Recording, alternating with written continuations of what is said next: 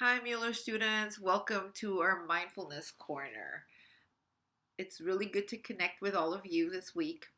We will be talking about our relationships and how building positive relationship is so important, and we can do it in a mindful way. So, as you know, next week we're out and we have a break for 2 weeks. Woo! So, we have 2 weeks off. We're going to be taking some time off screen. No more Zoom for a while, at least for class, and no more homework. So it's going to be a time to just slow down, and it's a perfect time to work on your mindfulness skills.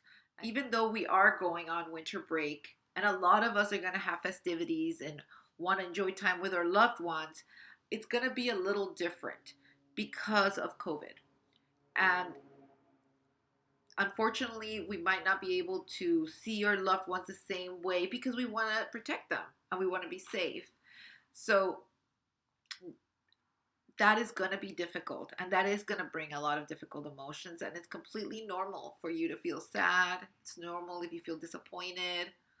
um, I think we are all going through that. You are not alone. We're going to see a video together that talks about empathy versus sympathy, because during this time we are having a lot of students and a lot of families that are going through very difficult times. um, and we want to show up for our friends. I know that we want to be there to support them. Um, Sometimes we don't know how. You know, when a friend, a close friend, or a family or relative is going through something that's really, really difficult, it's hard to know what to do about it. And sometimes the answer is actually very simple. And that's why I love this video. It talks about what you can do in those cases. And I think part of it is how mindfulness can help you with that, because you have to be mindful of the difference between showing empathy versus showing sympathy. So we'll watch this video and I hope you enjoy it, and then we'll talk a little bit and wrap up after. So what is empathy, and why is it very different than sympathy? Empathy fuels connection. Sympathy drives disconnection. Empathy, it's very interesting. Teresa Wiseman is a nursing scholar who studied professions, very diverse professions where empathy is relevant, and came up with 4 qualities of empathy. Perspective taking, the ability to take the perspective of another person or recognize their perspective as their truth. Staying out of judgment, not easy when you enjoy it as much as most of us do. Recognizing emotion in other people and then communicating that. Empathy is feeling with people. And to me, I always think of empathy as this kind of sacred space when someone's kind of in a deep hole and they shout out from the bottom and they say, I'm stuck, it's dark, I'm overwhelmed. And then we look and we say, hey, climb down. I know what it's like down here, and you're not alone. Sympathy is, ooh, it's bad, no. You want a sandwich?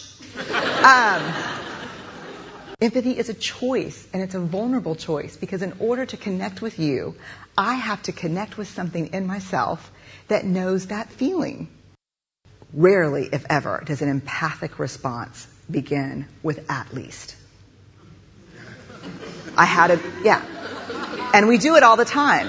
Because you know what? Someone just shared something with us that's incredibly painful, and we're trying to silver lining it. I don't think that's a verb, but I'm using it as one. We're trying to put the silver lining around it. Things we do sometimes in the face of very difficult conversations is we try to make things better. If I share something with you that's very difficult, I'd rather you say, I don't even know what to say right now, I'm just so glad you told me. Because the truth is, rarely can a response make something better. What makes something better is connection. So what I love about this video is that it shows how important it is for us to not try to solve other people's problems to connect, right? We don't have to do that. We just have to listen.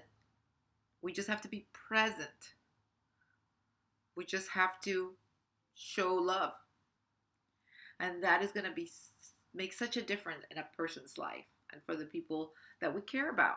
So this is one way in which you can cultivate mindfully your relationships with your friends and family.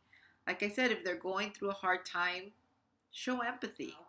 I want to just invite you to use also those mindful skills to cultivate your relationships and be there for each other, to connect. Make sure if the way that you connect best is through text or through emojis, I don't know.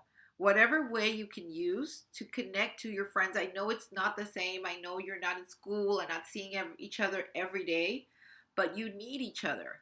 We all need each other. When we're going through really difficult times, it actually makes it so much possible to get through if you feel that you're not alone and that you're connected. So I want to give you a challenge. So we're going to have a challenge. I want you to send a text to somebody you love. It could be a friend, it could be your mom, your dad, your brother, your cousin, your abuelita, and just tell them one thing that you love about them. That's it. And see what happens. Step towards building strong relationships, communicating your appreciation for those people that you love. Okay, so I wish you all the best during the winter break, and I look forward to seeing you and connecting in the year 2021.